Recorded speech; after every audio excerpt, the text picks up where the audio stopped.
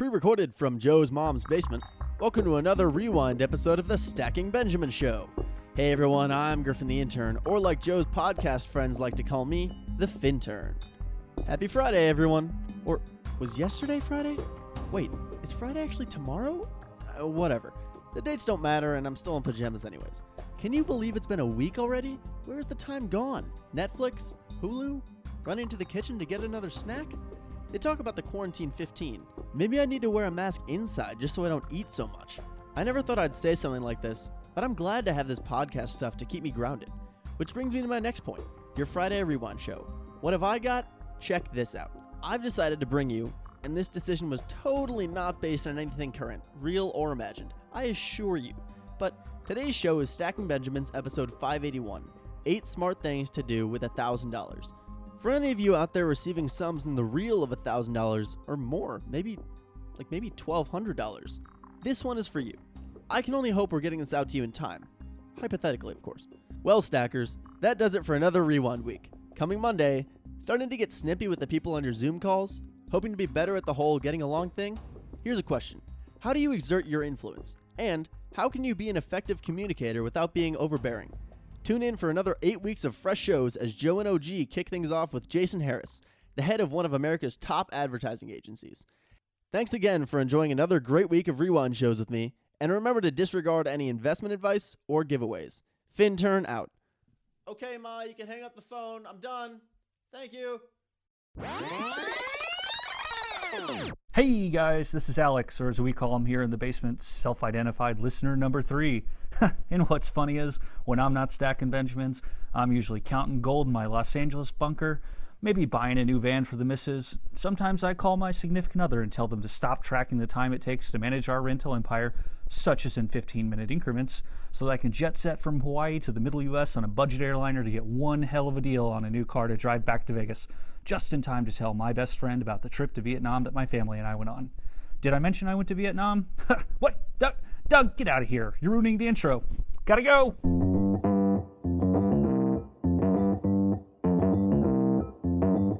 Live from Joe's mom's basement, it's the Stacking Benjamin Show.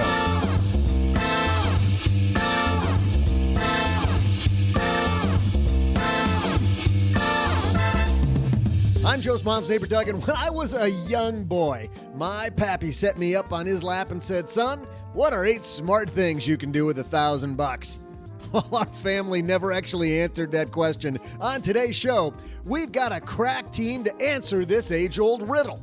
We'll also answer a Bloom call for money help and more. From the award-winning Money Nerds podcast, we welcome back to the show, Whitney Hansen. From LenPenzo.com, it's Sean White. I'm just kidding. I just accidentally did a triple McTwisty 1260 with a melon grab with a script and got a little tangled up there. Actually, it's Len Penzo. And from Joe's mom's basement, G. But that's not all. What's coming up next in banking? We'll talk to CEO and founder of Customer and FinTech insider, Rory Holland. And now, because Fridays aren't the same without a host, Joe Saul Seahigh.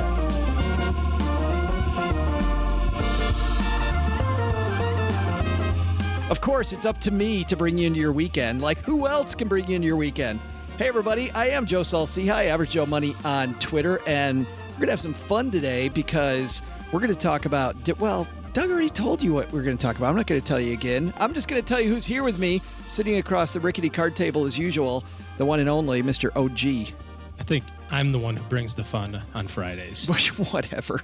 I put the fun in Fridays. You put the F-U in fun. I kind of do. That's what you really do. And on that awkward note, let's go to the shortwave, where joining us from a bunker somewhere deep underneath Los Angeles, California, it's from LenPenzo.com. Len Penzo.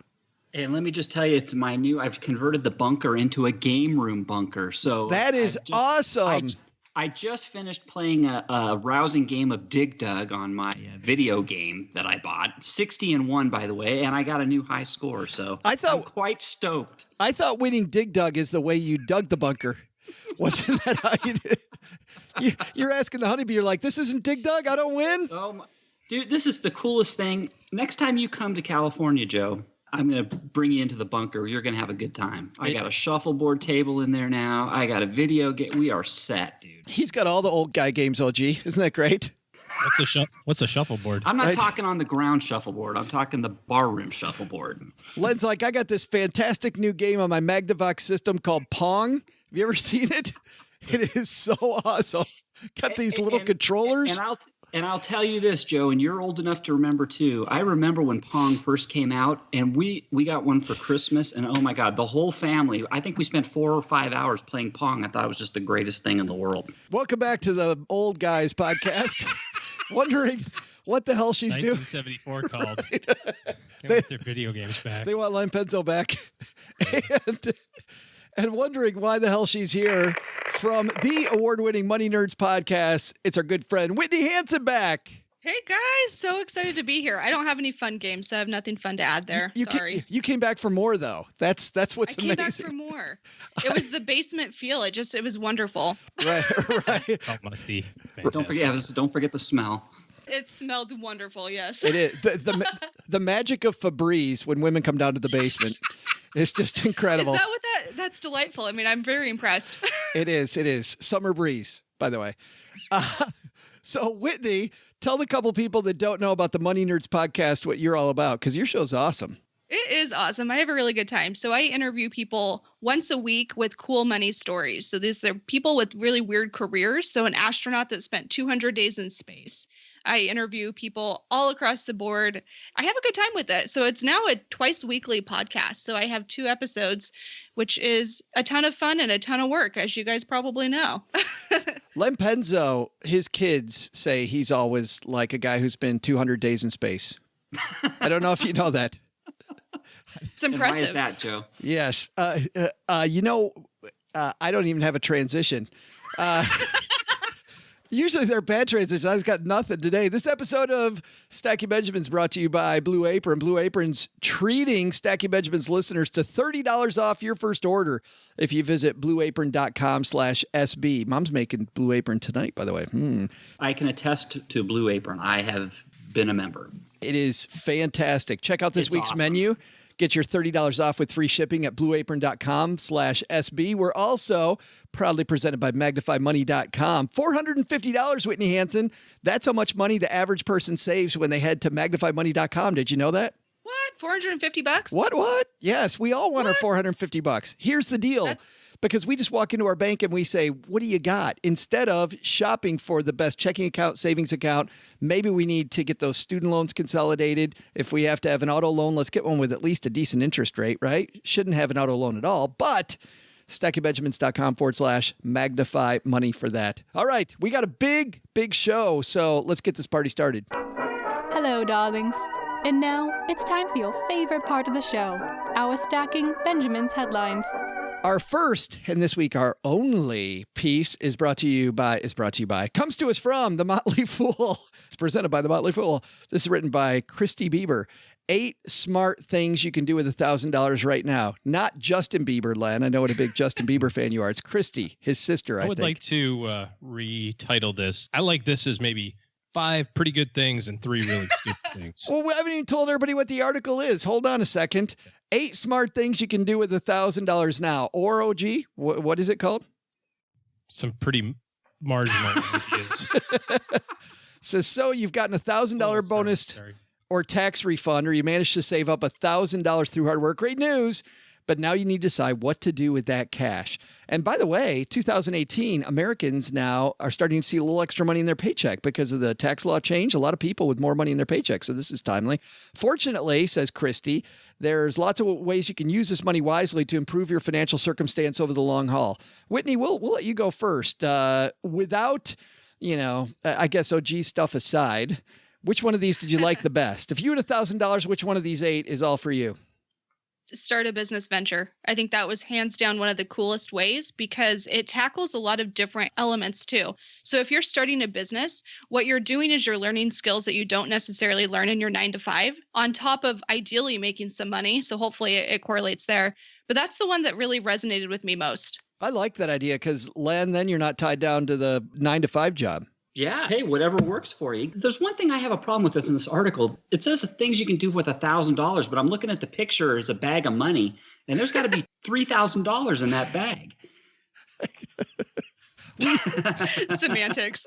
We protest the dumbest stuff here. No, it's not. If you look really carefully, I'm going to zoom in. You'll notice that it's a whole bunch of singles in between the hundreds on the outside. Fair. That's probably what the probably Right. OG. I'm not so sure about that. You better double check. Do you know how? Yeah. You know how OG? Shutterstock. Right. Yeah. Shutterstock for fools. You know how OG knows that. That's what he does with his wallet. He stuffs it full. I don't know. Let me see if I've got any change for that. All I've got are these big bills.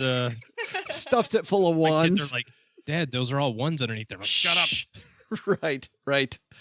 But Len, seriously, you're a guy working the 9-to-5, and you have an award-winning blog, and that's an extra income stream for you. Yeah, it is. And you know what? It's always great if you can get yourself a side hustle or some way to get that extra money on top. It comes in handy for so many different things, including job loss. So yes, Joe, that's always a great thing. Can I give you my favorite? In just a second. I want to stick with this one for just a second longer. So it's your said show. another way, no. Yeah.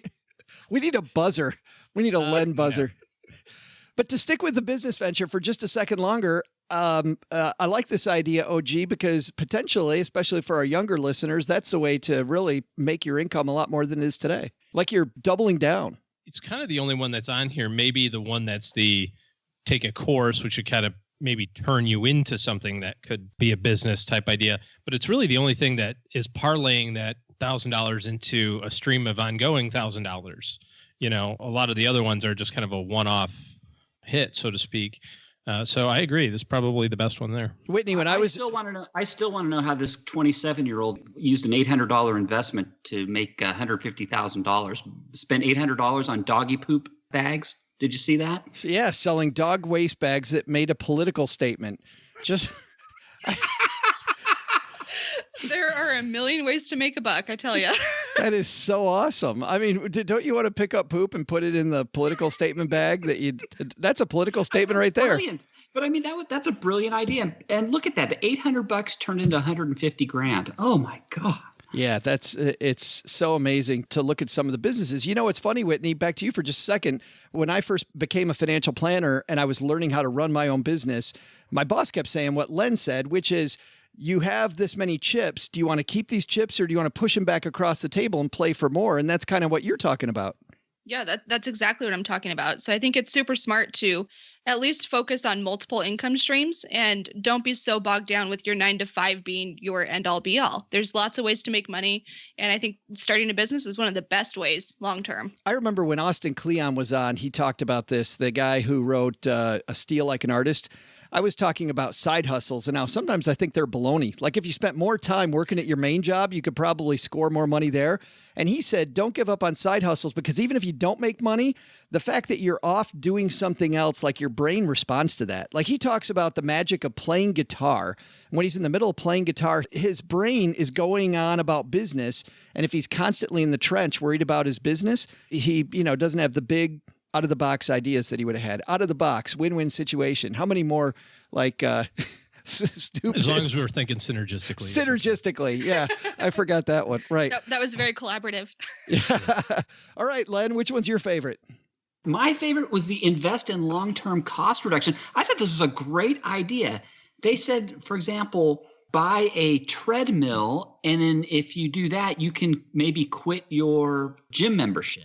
Or if you buy a what else they have? A coffee maker. Coffee. Lots of coffee maker, a real fancy coffee maker. You can cut out the Starbucks trips and, get, I don't know what the return on investment is, but if you do it smartly, I mean, I thought that was I didn't even think of that. That's a great idea. But isn't that the fun of Starbucks, Whitney? Going to Starbucks, like being in there and smelling the money that you're burning while you buy. It's great.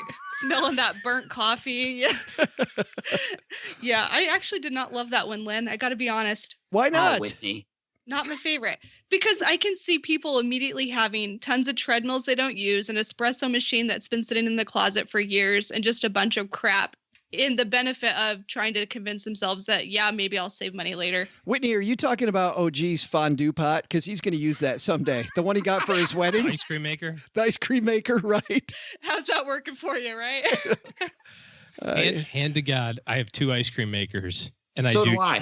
I have one. I have a normal one and then a Hand crank? saucer one. Are they electric or hand crank? No, they're electric, man. It's 2018. Have you heard? Do you get your whipping cream at the store, or do you have a cow out back? No, the guy delivers it in glass jars and leaves them out on the front porch. That's when you're paying too much if you don't have a cow out back. That's like Len Penzo's best advice. Go buy a cow. Right. Where's number 9 on this list? Buy a cow. I mean, you can make ice cream.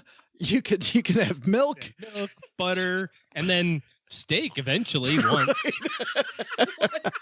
But once you go to steak, you can't come back. Yeah, you got to really be out of dairy by the time you get to steak. It's to be really like fed up with dairy. You're like, I'm totally hand to God, never going to use dairy again. Let's have some steak. Just make sure you don't buy a bull. You know, if you're looking for the cow or whatever, you're not going to get the milk. So make sure it's a cow. But I think, Len, seriously, I think Whitney's got a great point. If you're going to buy that stuff, use it. Because even in your blog, you talk about half the stuff people have lying around their house that they don't use.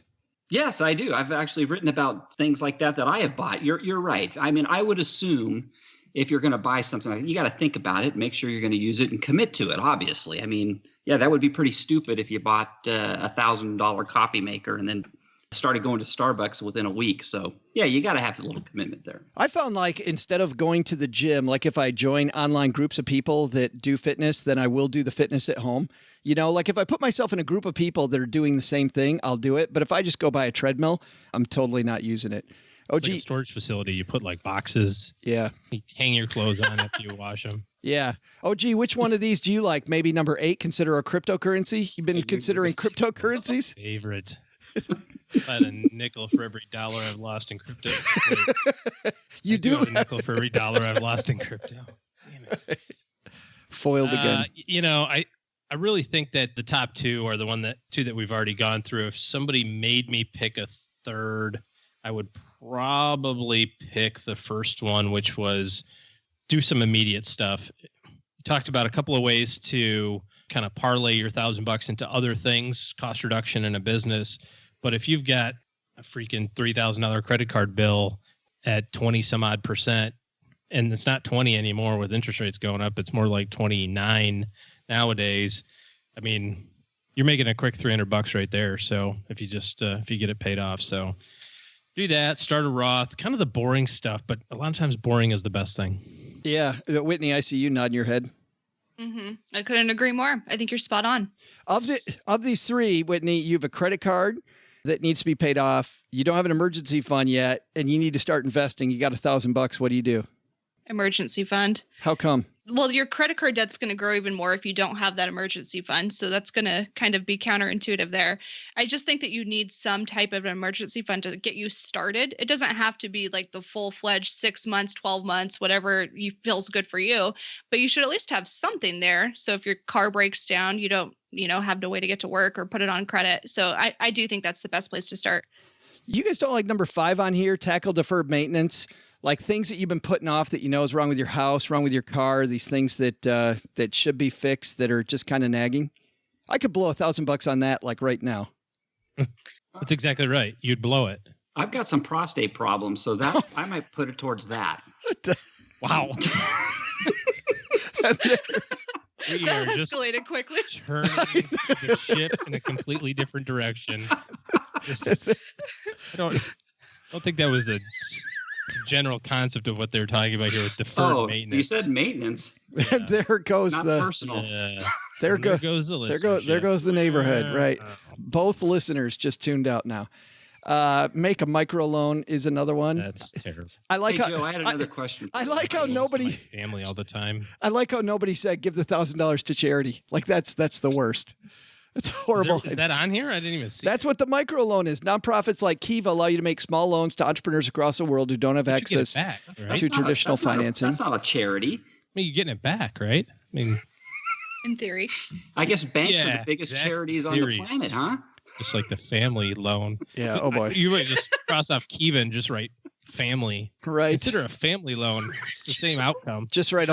Just right. 0.8 billion% interest, and they're like, "Yeah, we'll get back to you." Forget Kiva. Just put Uncle Bob. Yeah. Let's do takeaways. Len, $1,000.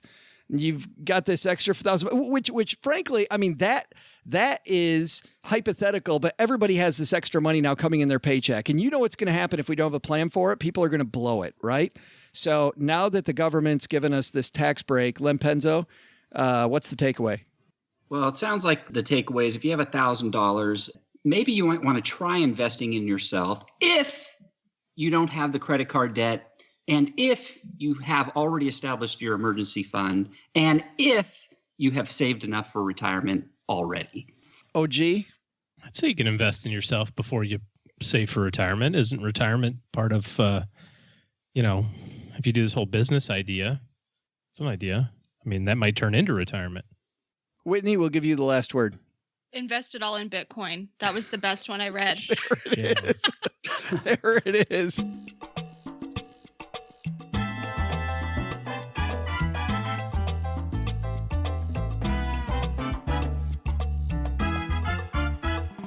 Rory Holland is a guy who knows a lot about FinTech. I don't know if you know that we do this, Whitney, but every week we talk to FinTech people about their companies. But I thought, you know what? Instead of having the person on who runs the company, who always seems to think it's really, really good, what if we had somebody who's like a third party on that's talking about where FinTech's headed? What do you think about that? Makes perfect sense. I'm excited to hear it. Every once in a while, we get a decent idea. And today, because you're here, we have a great idea. Rory Holland is a strategic marketing, consumer acquisition, and business growth leader for more than 20 years. He's been an entrepreneur and business leader helping FinTech and financial companies optimize their marketing to drive growth and revenue. He heads up client relations for a company called CSTMR. Get it, OG? Customer without any vowels. That's the way we do things here now. It's a terrible way to spell it. It's terribly inaccurate. I think it's customer. Prior to Customer, Rory was CMO at this little company called Credit.com. Never heard of that. Where he helped relaunch the brand and develop new revenue channels. He also co-founded Blue Sky Marketing, a leading automotive marketing company, and launched 2 marketing agencies. They were both acquired, IDA and Telling. Here to talk to us about where he sees FinTech headed from Customer, let's welcome our new friend, Rory Holland.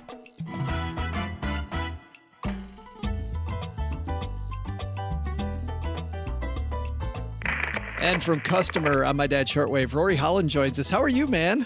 Doing great. How about yourself, Joe? Well, I'm great now that you're here because you're on the end of the FinTech industry. And I want to ask you a lot about FinTech, but let's start here if you don't mind.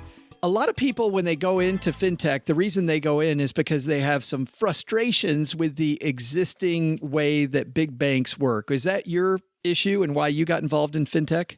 Yeah, I mean, money is such a personal matter for people, right? And the way that they manage it, they share it, they pay for things, they invest it. So I've always been kind of fascinated with that and been in the space for almost 20 years now. So seeing FinTech come into play and financial institutions trying to figure out how to make it work is really my passion, trying to bring all those things together. But it must have been because there was an opportunity, which means, Rory, there's something that the big banks are doing that frustrates you. Oh, yeah. There's a lot the big banks do that frustrate me. You know, the biggest challenge that they have is that they're running on legacy technology. Their infrastructure is all outdated. Their compensation strategies as it relates to the people in the field and their employees is all off. So they're really working as if they've got an albatross around the neck. When you talk about compensation, do you mean that they're not necessarily compensated for being nice to the customer? Well, I think it's, profitability is the goal of financial institutions, and that's really kind of coming from the top down. So when I look at FIs and the frustrations that I have as a consumer, but also being in the space, it's them looking beyond how they're doing business today. It's really how leaders are leading them down the road. And, kind of going back to what I said about the albatross around the neck, the infrastructure that these FIs are operating on are from the 1980s. So back when, Madonna and Wham was popular, this technology was developed and they're still using it today. It's crazy. But you combine that with the direction coming down from the top of these FIs looking to remain profitable and continuing to compensate their people in the field, in the brick and mortar infrastructure, as well as in their customer support, all the way through their financial advisors, depending on who the institution is all still driven towards profitability. And they're not looking out beyond that to help really serve the customer. It should be customer first. And that's where FinTech is getting it right, is FinTech is about the customer. And the FIs are following suit long behind still. And when you say the FIs, you mean financial institutions, the big Yes. financial institutions. Yeah, well, you're a guy that does this all day, so I'm just trying to bring us up to your speed. So, Rory, what gets you out of bed then in the morning? If you see these opportunities, clearly then there's this whole exciting thing. Tell me some things that we'll see coming down the road from companies that really get you excited. Yeah. I think the most interesting ones are the companies that are horizontally changing the way people live their lives. And so I'll point to just a couple that one is outside of financial services and FinTech, and that's Uber, right? That's a great example. We used to go to parties or we go out to an event and we'd be thinking about, so how are we going to get home? Are we going to call a cab? Are we going to walk? Are we going to hitchhike or whatever? Uber comes along and changes the whole way that we operate. So now Uber is at our fingertips. You also look at Amazon. A decade ago, we used to think about where we're going to go buy products. Now we simply click on Amazon and it's at our door the next day. Now, moving into financial service, a couple of things that excite me. One is I've been around for a little while, and I'm sure the audience is familiar with it, Credit Karma. Right. And they've been around since the late 2009, 2008, and they've now got over 75 million consumers and growing. Wow. What I love about what they're doing is they're the free location where people can go check out their credit score and really empower themselves to get the financial service products and rates under their own control. So I really like that. And the second one is personalcapital.com. These guys have been building their product for more than 6 years. They've got over 1.7 million users. They've got their free app where people are coming in. From what I heard, I just spoke with my friend Jay Shaw, who's the CEO over there, and he was telling me that the average user comes in more than 15 to 20 times per month. So that's just a fantastic thing to hear, where people are coming in and they might be checking out their net worth. They might be looking at their portfolio. They may or may not be investing through the application itself with Personal Capital, but they're using it in ways that is really, really interesting. Well, and if people are coming to you 15 or 20 times a month, Rory, they've totally integrated you into their financial life now. Absolutely. And so if you look at that as an opportunity, people are going outside of the financial institutions, trying to satisfy their need to better manage their money, because the financial institutions they're working with aren't doing that. So you've got a Personal Capital who's been around now for 6 years. They've been developing a product that basically Wall Street never thought they could actually do. There's no way they can go compete with the big investment houses. There's no way they can go and compete with the financial institutions out there. Well, look, they're doing it. That's so exciting. And actually, before I get to my next question, I'm wondering about, you've got Personal Capital there. What about the robos? Because really Personal Capital, you've got automation, but then you have human beings between it, which is where a lot of financial advisors are talking about it might be the sweet spot now that we're watching the market get really volatile. But on the far end now, you've got the betterments, the wealth fronts, where they're trying to automate everything. What do you see there? Yeah, I think it's going to depend on the actual consumer. What are they most comfortable with?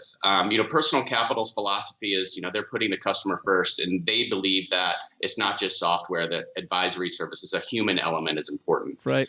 Where, some consumers might be comfortable. Some of us are more comfortable with working with a robo-advisor and having it self-model, self-manage. I think it's really just a choice of consumers, and who knows where the market's going to go. You've got the betterments and the wealth fronts.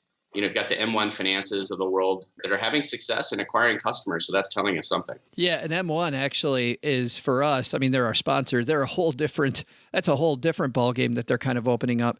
But so where's the future then here, Rory? Do you see big banks going, well, we didn't think we could do this, but people are doing this, so let's go buy them up, and big banks stay in charge? Or are we going to see these disruptors become like the new Amazon, where they take over the space and big banks get pushed to the side? Yeah, I going back to the boardrooms and thinking about what the financial institutions are doing, they're driving profitability. And I think it's really the innovator's dilemma for them. Is the management team that's sitting in the boardrooms making the decisions for the direction of the institutions, are they going to have conviction and to really put the customer first? And if so, those are the ones that are going to succeed, that they're going to go out and they're going to seek out those FinTech solutions that are best for their customers, and they're going to commit to it, even if it's ahead of the curve. Otherwise, I think you're going to have them continue to focus heads down on the strategy that they've currently operating on with that legacy infrastructure from the 1980s, with the brick and mortar, rolling it out, trying to roll out technology, simply spackling it on to their existing infrastructure, that won't get it there. So I think the Robinhoods of the world, the Squares and the PayPal that I'll mention as far as the payment solutions, I'll even go as far as, TurboTax. They change the way that people operate and manage and take care of their taxes instead of going to a CPA or a tax advisor. I think that it's hard to see yet really where it's all going to go. But I think it's going to be those institutions that are willing to have conviction and focus on the customer first. They're going to really see the success and growth in the future. I love that message too, because that's obviously where it needs to go, right? I mean, if it's profit first, customer second, we see where that's gone. That's a whole different story. When you take a look at these firms, I think what I'm hearing you saying is they're going to have to tear down this infrastructure at some point. It seems to me, I mean, Monday morning quarterback is easy, Rory, but it seems to me like sooner equals better, but maybe nobody wants to take the quarterly hit to the balance sheet that it's going to do to rebuild everything from the bottom up. Yeah, I tend to agree with you. I was actually just speaking with someone from another company called the Financial Brand, talking about mobile apps and the challenge that community and regional banks have in trying to compete with the big banks. Problem is you've got Fiserv, and I'm going to say a couple of names like FIS. These are names that are basically infrastructure players for the banking industry that are providing a one-stop shop, a single platform for all community banks and regional banks for mobile apps.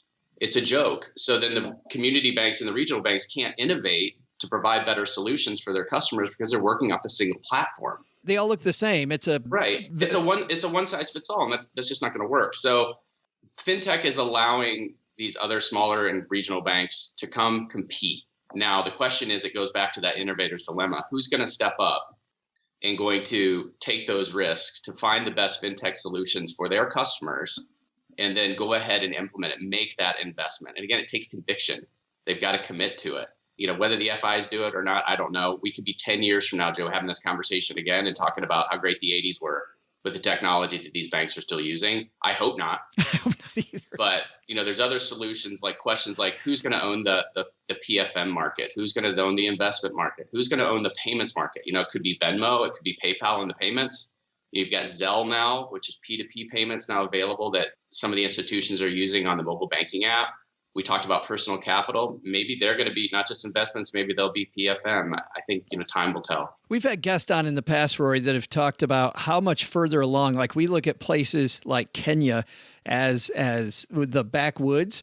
Yet when you look at mobile technology, mobile banking in Kenya versus in the United States, I mean, it seems far advanced and far easier than it is here. Is that just because of those legacy systems and the cost to change is so high where the cost there was nothing because it's all brand new? You're absolutely correct. Yeah, and that's where you've got blockchain and you've got these other technologies that are now coming in that are trying to figure out ways to overlay on top of the old infrastructure, because the infrastructure it's like turning the Titanic, right? Right. So those people that are going to jump off the Titanic and hold on tight are going to be in for a ride. But I think that's what's got to come next, is people are going to have to open their eyes to this more. Consumers are going to continue to have to push on this for what they want. That's going to drive the change. But ultimately, it comes down to distribution. And this is where we see so many FinTech companies come and go, is because they can't get distribution because the FIs aren't picking them up. The FIs don't know who they are. They might not ever hear about them, or they're not willing to hitch a ride, if you will, and really have that conviction and commitment to bring in a new technology and to see it through. So that's where you're seeing some fail.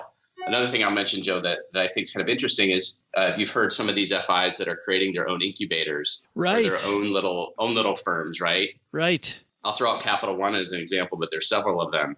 And not to pick on Capital One, I applaud them for doing so. And I know some of the guys that are running that side of their business, but the challenge is it's inside of that same infrastructure and it's inside of that same management methodology. So it's not working. So you've got now all these great FinTech companies that are coming out. Companies like us, our firm is helping them get some of that distribution, helping them really refine their messaging, developing those digital strategies so we can not only make consumers aware of them, but we can make the financial institutions aware of them, so that we're building awareness, we're building interest, we're building engagement. And so hopefully, between the work that we're doing and the work that some of these other fintech companies are doing out there, that will continue to get traction for consumers. Yeah, you just alluded to it with your last answer, but I wanted to talk a little bit about this and hit it more straightforward, which is what you guys do, because the whole reason I want to talk to you is this is kind of right where you are. Tell everybody about customer and where you're at in the fintech play, because you're the company, Rory, that nobody's ever going to hear about, right? Right. We're the guys behind the scenes. Yes, the puppet masters. No, I'm kidding. Totally. Sometimes we feel like Jerry Maguire, where we're half in the picture, half out. So customer, the vowel CSTMR, it stands for customer. So we're a customer-first organization. And what we're all about is helping fintech and financial companies define their ideal customers and build effective digital marketing strategies so they can go out and engage them and grow their businesses.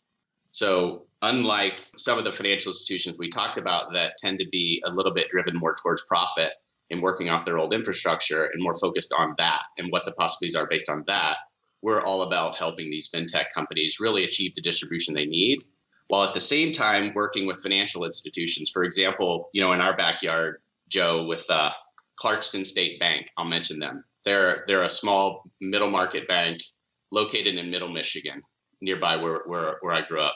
And I love working with those guys because we're not only helping them build a bigger bank to serve the local community, but we're also helping them identify those fintech solutions, integrate them, and then roll them out to their customer base. So we're not just about fintech companies or big FIs. We're really, really solidly in the middle of helping small community as well as regional banks succeed as well. That's cool, Rory, because it ends up being differentiation for that bank, right? Because they're not built on the same exact platform. So they're giving somebody something different, something cool and unique. And at the same time, you're going customer first, which obviously then brings them what they want, which is more profits. Absolutely. And, I mentioned the personal capitals and the Credit Karmas of the world. I ran credit.com for a while back in the earlier 2000s. So definitely familiar with the consumer market, credit and finance, and how that all plays into people's livelihoods. And their costs for financial service products and services. So we play both on the consumer side with helping some of these banks. Some of these are commercial banks, some are retail banks, and then also with some consumer-oriented websites like depositaccounts.com. Deposit Accounts is a great objective site, a place where consumers can go to find out about the best rates for banking products. We've been with them now for, 8 or 9 years now. They were recently acquired by LendingTree, but still continue to complete and keep that objectivity. Yeah, I was thinking that they're the sister company of our sponsor, Magnify Money. Sure, absolutely. Yeah, right. They're all part of the same ecosystem. That's great. We will link to customer.com on our show notes page at stackingbenjamins.com. Rory Holland, thanks for giving us an inside look at what's going on in the fintech universe, because obviously it sounds like we're talking at the beginning of the party, right? Like there's a lot more party to come in this area. Absolute. My pleasure. Enjoyed it, Joe. Thanks for having me. Hey there, money fans. Wow, that Rory Holland sure saved the show, didn't he? During his segment, I realized all this fintech has a lot of mumbo jumbo. We should really be talking about the other fintech, helping sharks. So much technology could go into those fins. That's a pretty interesting idea, huh? Yeah, I got a lot of them. Hey, though, kids, let's switch gears for a moment and talk college, shall we? How's this for a zinger of some trivia? Based on information from Student Loan Hero, what is the rate of inflation for public four-year colleges in the USA? I'll be back with the answer after I start my $1,000 side hustle, building automated tiger shark fins. That's some great fintech, huh? Plus, it sounds awesome.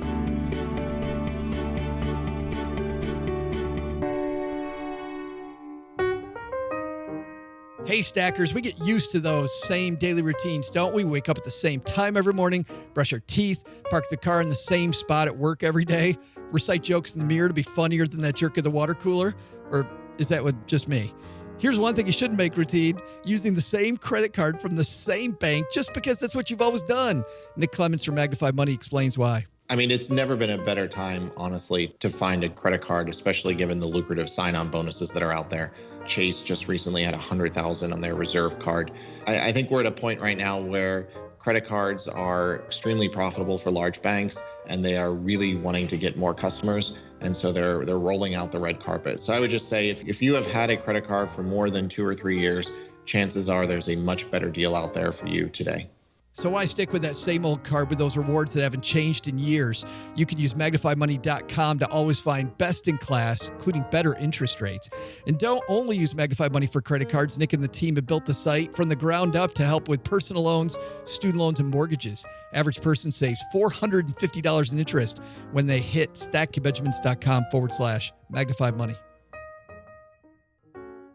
This episode of Stacking Benjamins brought to you by Blue Apron. A better way to cook. Blue Apron is the leading meal kit delivery service in the U.S. And while many people know what Blue Apron does, they don't know about the types of meals you eat when you cook a Blue Apron, like strip steaks with potatoes and spicy maple collard greens. I shouldn't do these when I'm hungry, OG. A steakhouse-inspired favorite with the delicious twist, chili-infused maple syrup. With incredible ingredients and chef-designed recipes, Blue Apron lets you see what the power of food can do. Blue Apron delivers fresh, pre-portioned ingredients and step-by-step recipes right to your door that can be cooked in under 45 minutes. The menu changes every week based on what's in season and is designed by Blue Apron's in-house culinary team. Blue Apron offers 12 new recipes each week, and customers can pick 2, 3, or 4 recipes based on what best fits their schedule. Blue Apron, of course, sends only non-GMO ingredients and meat with no added hormones. Meals coming up for me, listen to these ones, guys. Middle Eastern baked chicken and rice with chickpeas and yogurt. Steaks and cheesy mashed potatoes with steak sauce and roasted carrots. I can't wait for that one. Spicy pork and Korean rice cakes with bok choy. Different stuff every night. Lots of fun. Blue Apron is treating Stacking Benjamins listeners to $30 off your first order if you visit blueapron.com/SB. So check out this week's menu and get your $30 off at blueapron.com/SB. Blue Apron, a better way to cook.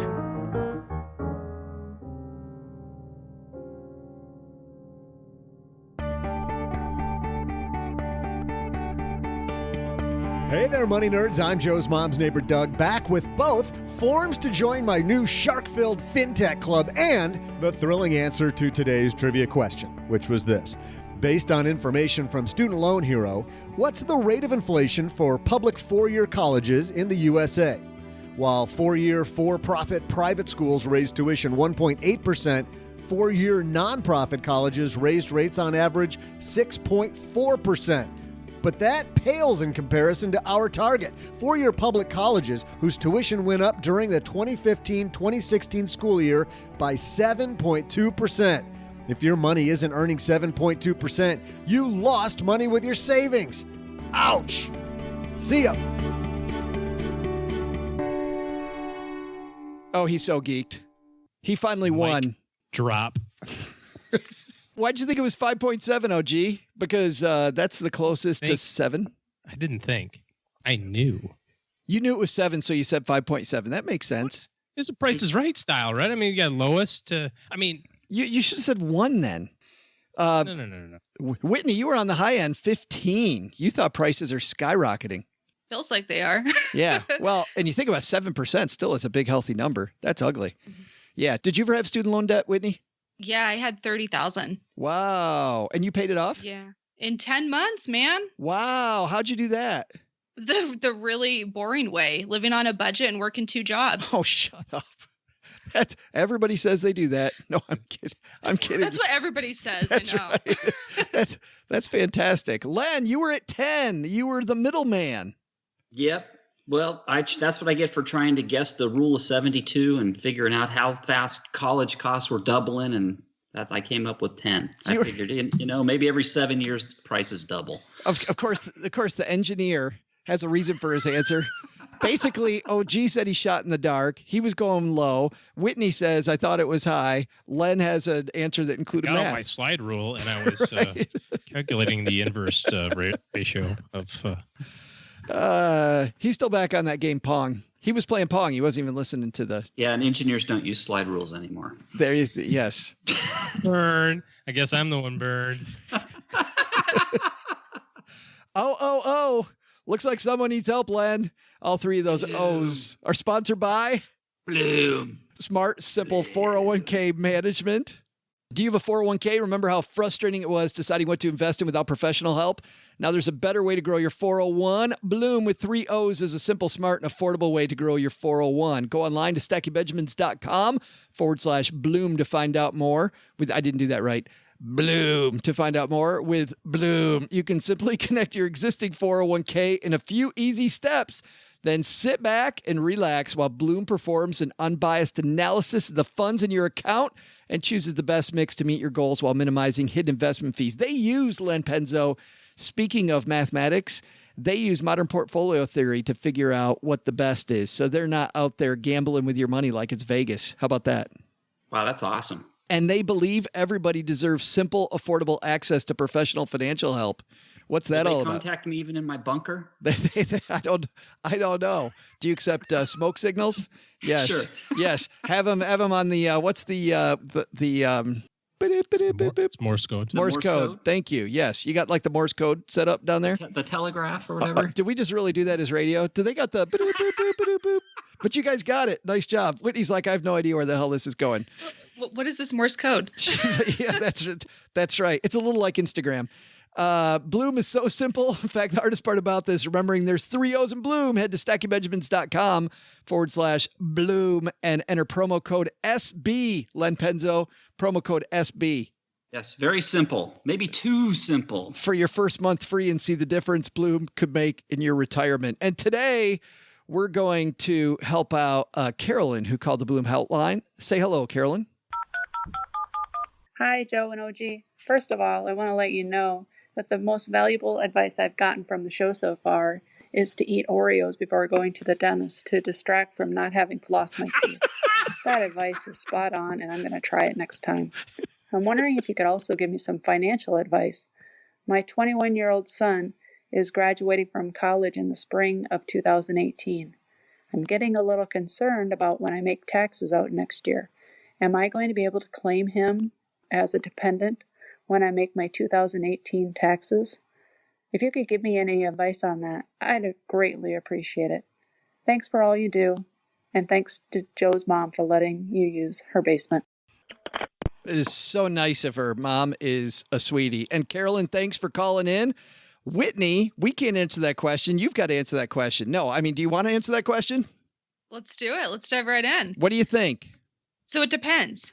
All of my research is telling me if her son has been in school for 5 months, 5 calendar months of the year, and she's been supporting him mostly, so 50% or more of his support is coming from mom, yeah, you can still claim him. So that's pretty cool. So maybe to be safe, force your kid to stay an extra month just to make sure you're at 6 months instead. But yeah, I mean, it's looking pretty legit. Mom, why are you chaining me down? No, really, chaining me down. Right. It's the tax credit. OG, anything, Dad? No, I wouldn't be terribly rigid about it. I'm not a CPA, so, of course I wouldn't be so rigid about it, but rules about 50% of the sport, right? So that it can even extend beyond, right? If you give him $1,000 to help him move to his job in May, is that kind of part still 50%? Yeah.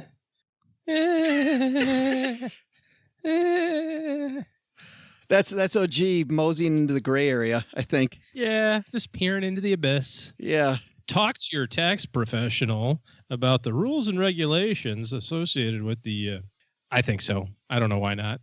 We should have said that ahead of time. By the way, that would have been great if we'd said that ahead of time before I asked anybody. Len Penzo, you're not a CPA, but you play one on TV. That's for darn sure. That's what can I say? I mean, I think Whitney nailed it there. Sounds good. Len Penzo still claims his kid, and they've been gone for like 8 years. Well, now let's put it this way: if your kid, I'll ask this question. Maybe Whitney can answer this. So, if your child graduates from college, has spent the five months, you get the tax deduction for that year. How about the next year? Your child doesn't get a job and is back at home living with you. Does that count as is home the whole time, and you're supporting the child? Is that another year of deduction? Once again, before Whitney answers that, we're not CPAs. But Whitney, what do you think? Definitely not a CPA. So if your kid's still in school full time, then it's a no-brainer. But if not, they can still be a dependent as long as they're younger than you and your spouse. Oh, geez, a dependent. I was going to say, I I'm trying to get I ask people on the street if they want to be my dependents. Right.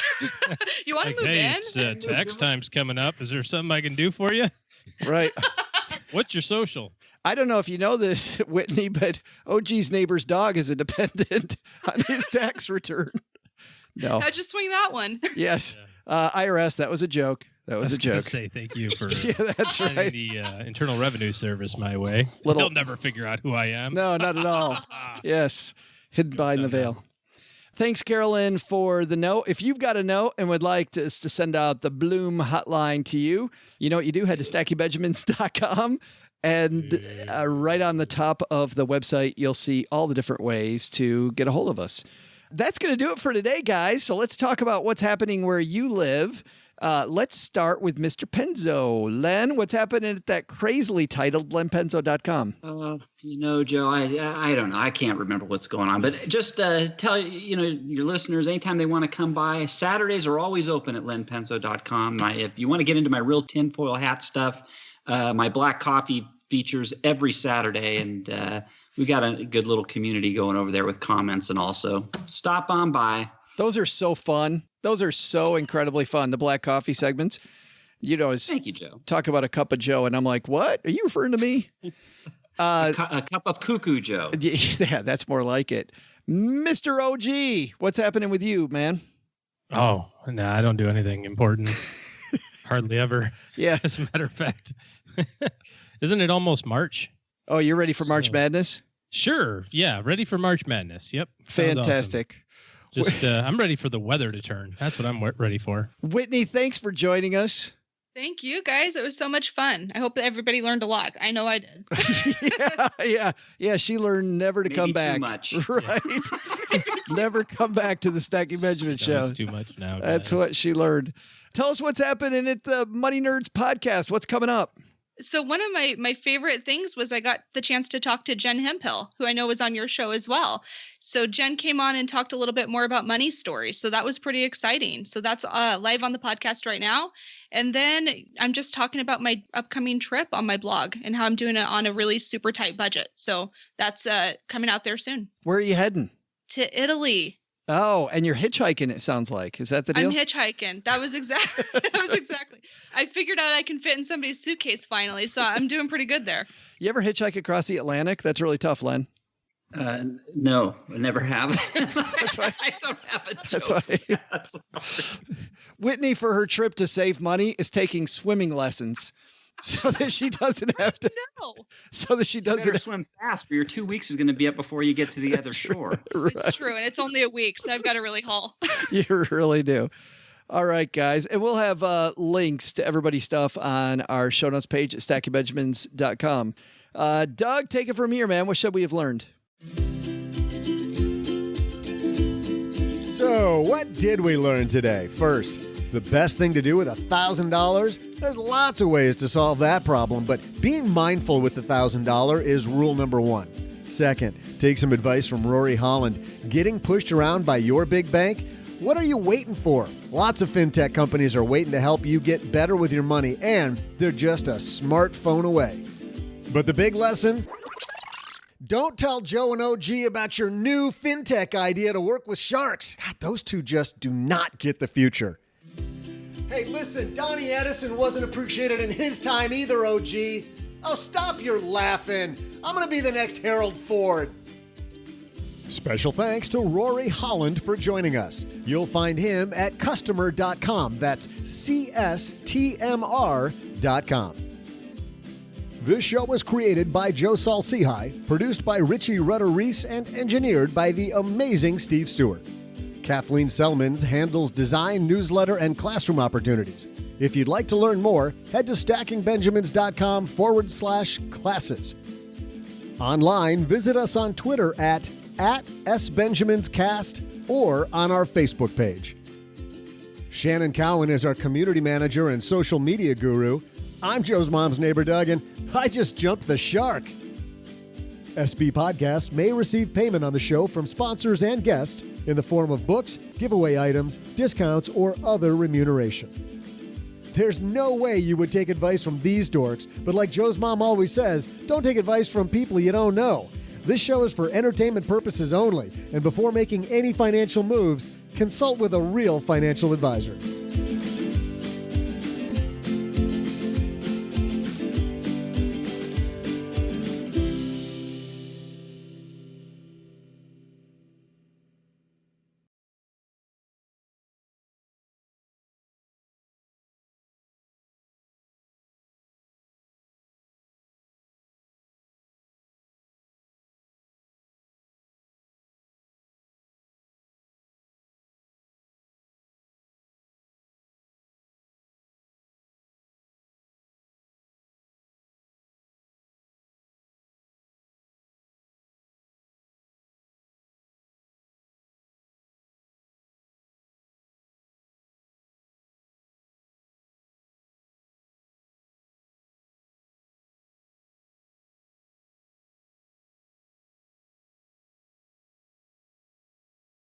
Welcome to the after show, the part of the show that doesn't exist. By the way, I love that Carolyn likes your advice, your dental advice, Len, about smearing Oreos all over your teeth. I love it. I thought that was great. Yes. Big smoke screen for the dentist. You weren't here for that one, Whitney. But when you go to the dentist, just have a smoke screen. They'll never notice you didn't floss. Works every time. If there's just Oreos all over the place, they won't get to it. I got a cool thing. Last week was Valentine's Day. So I had this Valentine's Day quiz that I thought was fun. And I thought we'll see which of the three of you knows the most about these Valentine's Day things. We're going to go 2 questions each. First round is worth 1 point. Second round is worth 2. Got it? Bring it. All right, here we go. Whitney, you're going first. In a classic 80s hit, Bon Jovi called love what? A bad name? That's incorrect. Len, classic 80s hit, Bon Jovi called love what? I was going to say a bad name too. You call love a bad name. I'm sorry. I don't know. That's You Give Love a Bad Name. That's a different song. You Give Love a Bad Name is a different song. OG for the point. I really wasn't listening to Bon Jovi in the 80s. I got to be honest. The answer is Bad Medicine. Oh, duh. That's right. Yes, Bad Medicine is what I need. Next question. Len has the ball. Here we go. The holiday of love, Valentine's Day, is named for what? St. Valentine's Day is named for what? This is named for St. Valentine's. You're saying it's named for a saint? Yes, for a saint. That is correct. Not Ding, much. ding, ding. Nice job. One point for Mr. Penzo. Yeah. Whitney's like, why the hell didn't I get that one? I know. You give him all the easy ones. I know. She's like 1980s. If Paula was here, we should have given her that one. That would have been even better. All right. OG's got the ball. Which British heartthrob? This is totally in OG's wheelhouse. British heartthrobs. Which British heartthrob is not among the sprawling cast of Love Actually? And you've got 3 choices. All right, let me think of Love Actually. You get 3 choices. One of 3. Okay. Which British heartthrob is not one of the in the cast in Love Actually? 3. Okay. So in the movie, one of these 3, 2 of them are in it. That's correct. Which one is not? Hugh Grant, Colin Firth, or Jude Law? Hugh Grant's in it. So Colin Firth. Is he the guy from King's Speech? Yes. I'm going to go Jude Law is not in Love Actually. Whitney, did you know which one it was? I was going to say Jude Law as well. Yeah, it's Jude Law. Yeah. Score. I should maybe get half a point there. Len won, OG won. Whitney gets the sympathy half point. Thank you. There we go. Second round. We're going to go in reverse order. And here we go for 2 points. Actually, no, we won't, because Whitney, you're behind. So we got to see if these guys have to do better than you do. So Whitney, you're going to go with this one. What's the missing word in the title of this best-selling memoir? Blank, pray, love. Eat. Eat. Nice job. Yes. Whitney with 2 points. And a half. And a half. Whitney with 2.5. Bye, boys. OG trying to take the lead here, seeing if he can be in first. Which love once worked as President Obama's so-called body man? I'm going to give you 3 names. You pick which one it is. Reggie Love. Well, you have to tell me what a body man is. I don't know. They call his so-called body man. Must have been his like right-hand bodyguard. I wouldn't tell you who the Secret Service is. I don't know. Which Love once worked as President Obama's so-called body man? Reggie Love, Courtney Love, or Kevin Love? Only because you gave me those 3 options can I probably pick Reggie Love. It is Reggie Love. I was going to say Kevin Love just to be funny. And then here's what it is, actually. Among Love's many duties, he's personal aide. So he's the person that stands next to him and says, it's so-and-so, so-and-so, whatever. He had to carry a bag filled with anything the president might need on the go, like hand sanitizer, energy bars, nicotine gum. All right. I need a person like that. For the tie to send it to another round, Mr. Penzo, "We'll always have Paris" is a classic line from which cinematic tearjerker? He's shaking the 8 ball. The answer, I don't know the answer, so I'm going to ask the 8 ball. And the 8 ball says the answer is yes. All right. That's my final answer. All right, Whitney, you had the hardest. You had the hardest ones of all, and you didn't get a multiple choice. "We'll always have Paris" is a classic line from which set of cinematic tearjerker, Whitney, for the win? I can't. I don't know. You want me to shake the 8 ball again? Maybe I'll have another answer. Can you ask it for me? OG knows what it is, I think. I think OG actually does know what this is. "We'll always have Paris." Casablanca. Casablanca. Unbelievable. right? It is right. It's Casablanca. That's the only name of the old movie that I could think of. How did this 8 ball not get that answer? You got to throw that damn 8 ball away, dude. Hey, I got to go. All right. Thanks, everybody. See you later. Later.